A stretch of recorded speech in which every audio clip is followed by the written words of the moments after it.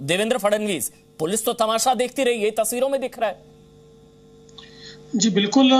देखिए, अगर हम देखें तो जिस प्रकार के विजुअल्स हमारे सामने आ रहे हैं, वो जो साधु है, संत है, वो पुलिस के पीछे छिपने का प्रयास करते हैं और पुलिस हाथ छुड़ाकर चली जा रही है। और ऐसा नहीं है कि वहां पर वेपन नहीं था, वहां पर एएसआई था, उनके पास वेपन था। ये सारी चीजें होते हुए भी कोई पुलिस के तरफ से प्रयास किया गया, ऐसा विजुअल से तो ध्यान में नहीं आता है।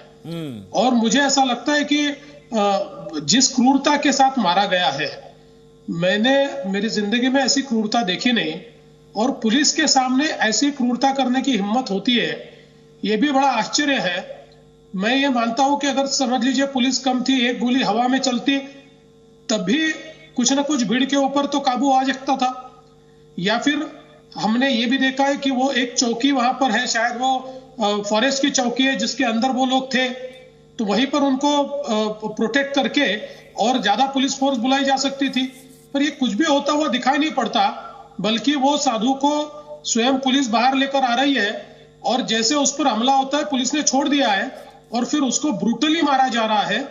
इस प्रकार से अगर मुझे लगता है होता है तो ये घटना शर्मनाक है और किसी भी राज्य के लिए, देश के लिए सही घटना नहीं है। उद्धव ठाकरे कह रहे हैं कुछ लोग आग लगाने की कोशिश कर रहे हैं, वो ना करें, कोई सांप्रदायिक एंगल नहीं है, वो इशारा आप लोगों की तरफ ही कर रहे हैं, आप लोग आग लगाने की कोशिश कर रहे हैं। उद्धव ठाकरे ने प्रेस कॉन्फ्रेंस की बाकायदा।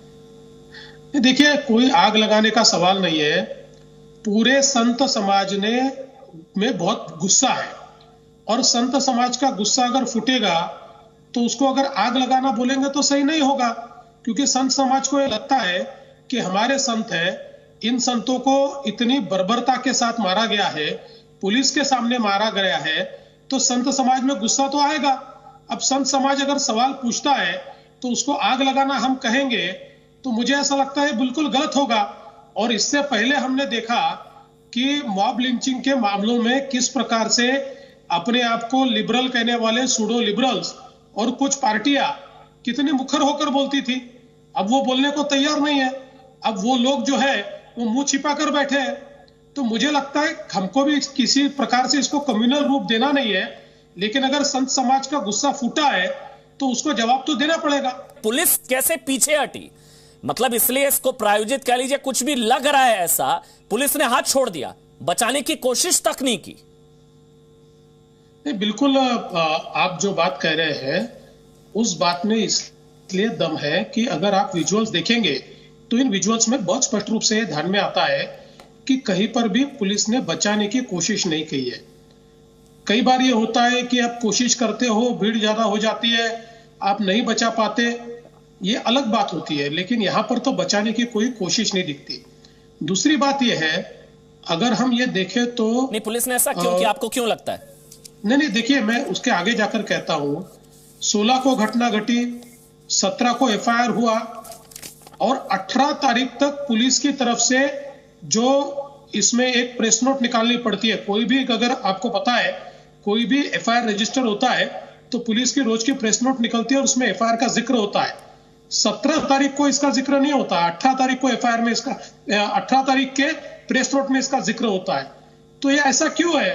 ये सारे प्रश्नों का जवाब तो कहीं ना कहीं देना पड़ेगा ना। पुलिस ने बचाने की कोशिश क्यों नहीं की, आपको क्या लगता है, क्यों सरेंडर किया पुलिस ने? देखिए, अभी इसके ऊपर मैं तो कुछ कह नहीं सकता क्यों ये सरेंडर किया है, लेकिन जो दिखाई पड़ता है वो बड़ा शर्मनाक है।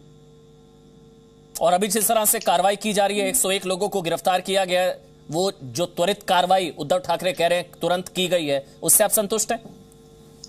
देखिए, तुरंत का सवाल क्या है, 16 तारीख की घटना होती है, 17 तारीख को दिन में एफआईआर होता है, 18 तारीख को जब मीडिया चलाती है तो आप लोगों को उसमें अरेस्ट करते हो। तो इसमें कोई तुरंत वाली बात नहीं है।